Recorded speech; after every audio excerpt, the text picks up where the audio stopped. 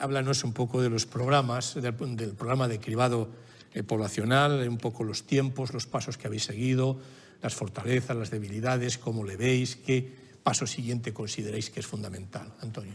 Muy bien. Primero... 10 minutos. Bueno, buenas tardes. Muchas gracias a ti, doctor Castrodeza, por la atención que has tenido con nosotros, a la organización también, y por entender que básicamente desde Osakidecha, desde el Servicio Vasco de Salud, podemos aportar algo simplemente porque vamos un poquito por delante quizá que otras comunidades, pues porque hemos empezado antes y tenemos una experiencia mayor, sin más. Tratamos de hacer como todas las cosas lo mejor posible, a veces acertamos, otras veces no, pero lo que sí tenemos es un rasgo que creo que nos caracteriza bastante, y es que nos gustan los equipos y no las estrellas. No sé, hasta en el fútbol también yo creo que se nota algo, y aquí también quiero decir que el trabajo es de equipos de todos los profesionales de tiempo A, porque aquí estamos hablando de trabajo de tiempo A, y los resultados están viniendo conforme el trabajo duro que se está haciendo, y están viniendo bastante bien. Yo, por empezar por algo que ya han comentado también, este cribado se caracteriza seguramente porque antes no era la nada, no había la nada, había muchas cosas, o hay muchas cosas antes del cribado poblacional, ¿no?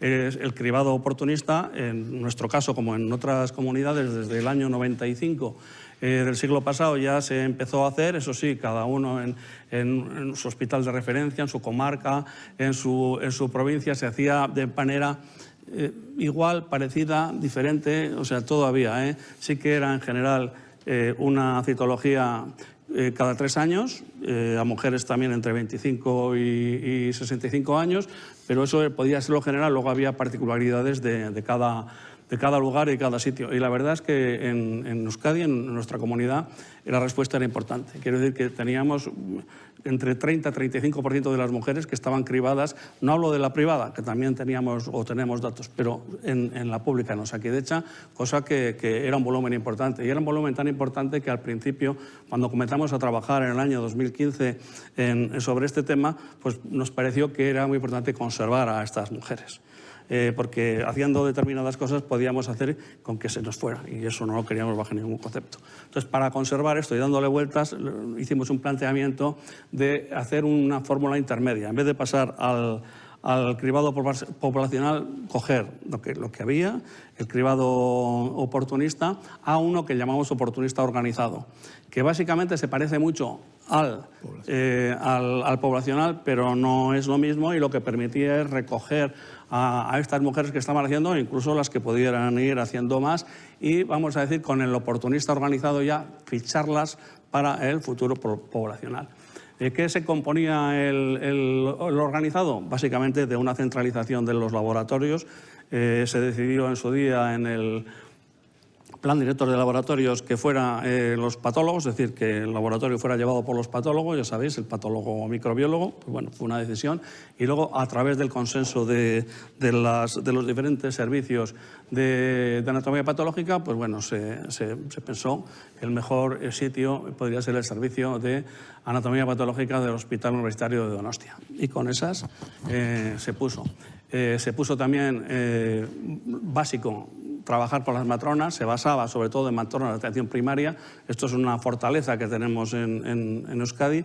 Tenemos tradicionalmente una red muy tupida en casi todos o muchos centros de salud donde hay matronas de atención primaria, y había que aprovecharlas. Y entonces, bueno, con esa característica y con la característica de tener un formulario específico para toda la corporación, para toda la red dentro de las matronas, y con dos cosas tan básicas como decir que había que seguir las guías europeas y la guía española, que en aquellos años 14-15 se fueron y se renovaron, y con citología líquida, bueno, pues comenzamos a caminar. Comenzamos a caminar pues en un calendario de implantación del 2015 al 2018 para el, como digo, oportunista organizado, y a la vez empezamos ya a diseñar, empezar a trabajar para lo que es el poblacional.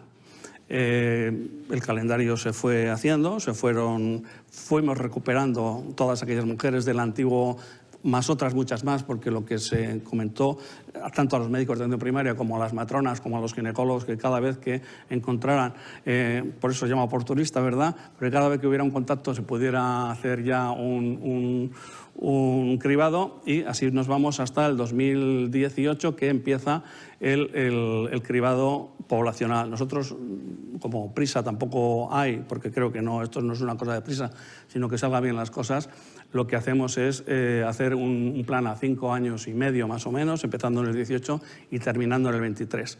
Entonces, en el 18 fue como la triple hora bruja que se habla de la bolsa, ¿no?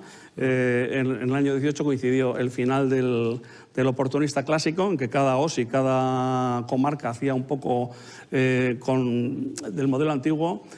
El 18 se terminó de implantar ya en todos los sitios el programa oportunista organizado, donde ya todas las muestras iban, aprovechando además la logística de los laboratorios de análisis clínicos, al Hospital Donostia. Se realizaba allí tanto lo que es la citología como la determinación del VPH, y conforme, como digo, a las guías europeas. Primero empezamos en el año 2018 con un piloto de una OSI, Organización Sanitaria Integrada, de 90.000 habitantes, y luego ya ha ido continuando.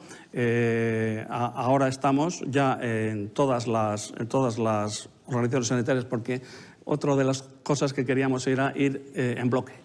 Es decir, no queremos... el piloto, pues lógicamente un piloto hay que ponerlo porque te ayuda a testar muchas cosas que quizá en la organización no sé. Pero siempre hemos querido luego ir en bloque, y a partir del piloto en Organización Sanitaria de Bajo Deva ya fuimos para toda la comunidad. Son 600.000 mujeres en global, 25 a 65, y empezamos por las que cumplían en el año 2018 a finales de 25 años en ese año, más las de 25 a 29. El año 2019, 29 a 34, el año 2020, 30 y 35, y así, ahora 35 a 44, y luego vamos siguiendo. Esperamos terminar todo en el año 2023, toda la implantación. El leitmotiv nuestro ha sido fundamentalmente hacer un sistema o un programa integrado, un programa que trabajemos todos los que estamos ahí trabajando en red, y un programa corporativo. Como digo, para nosotros ha sido muy, muy importante ese tema. Y bueno, de la primera pregunta te he dicho más o menos los plazos y sí, por ahí va. Pero todavía tengo 2 minutos para ti. Bueno, está bien. Estas cosas del directo que se van comiendo el tiempo. Si tuvieras que destacar de tu programa de cribado algún dato o alguna característica relevante, aparte del trabajo coordinado que habéis hecho, ¿qué aspecto o qué indicador o qué cosa no volverías a hacer? Porque a veces se pueden destacar cosas positivas, pero también a veces se aprende más de los errores, ¿no? Sí. En 2 minutos. Bien, eso ya es más difícil. Pero hay una cosa que es fundamental, que es el primer programa dentro de los que hacemos nosotros, no tanto de los de cáncer como de otros tipos de cribado, que se basa completamente en el sistema de información propio de Osakidetza, de los Avide. En otros se había contratado otro tipo de programas informáticos que luego había que casarlos, que había... Bueno, aquí lo que se ha hecho y sabiendo ya... Entonces, eso da una potencialidad muy grande para trabajar a todos en red. Eso ha sido un gran acierto. Luego, el gran acierto es poner sobre eso herramientas que sean también corporativas. Es decir, a las matronas, que es donde se basa, se pone un formulario corporativo para todo lo que es la citología y todo lo que son los pasos posteriores. El laboratorio de anatomía patológica, ya he hablado lo suficientemente. Ahí tiene Vitropat, que es a su vez el programa corporativo de todos los servicios de anatomía patológica, y ahí es donde engancha con esto. Y luego también los ginecólogos, pues hemos tenido la fortuna de que, con un compromiso muy grande que han tenido, pues se ha podido también hacer un formulario corporativo para todos los servicios de patología cervical, y también se funciona desde el lado ya donde cogen ellas las pacientes, que es la colposcopia y todos los pasos posteriores. Es decir, que eso es lo que creo que nos da más fuerza para que sea sólido y sea para adelante.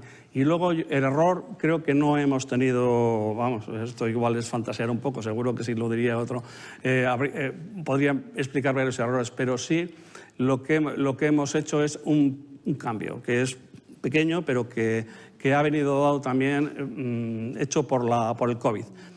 Nosotros teníamos en la carta de invitación que se daba ya a las mujeres, ya figuraba ahí la cita del día y la hora donde debería ir a donde su matrona para que le hiciera se decía que podía llamar por teléfono si le venía mal o no, pero era porque por el sistema manejábamos ya las agendas de las matronas, pues podíamos hacerlo. El tema es de que no iba demasiada gente ya, porque también la edad de las mujeres eran jóvenes. Sé que me estoy pasando, pero nada, un segundín. Eran jóvenes y no se llenaban las agendas, se llegaban justamente poco más de la mitad. Entonces, con el COVID, después de lo que se ha hecho es que en la carta, ahora ya no se envía la cita con día y hora, sino lo que se envía es un teléfono para su centro de salud para que allí mismo le den la cita, con lo cual las agendas de las matronas ya tienen un rendimiento mucho mayor.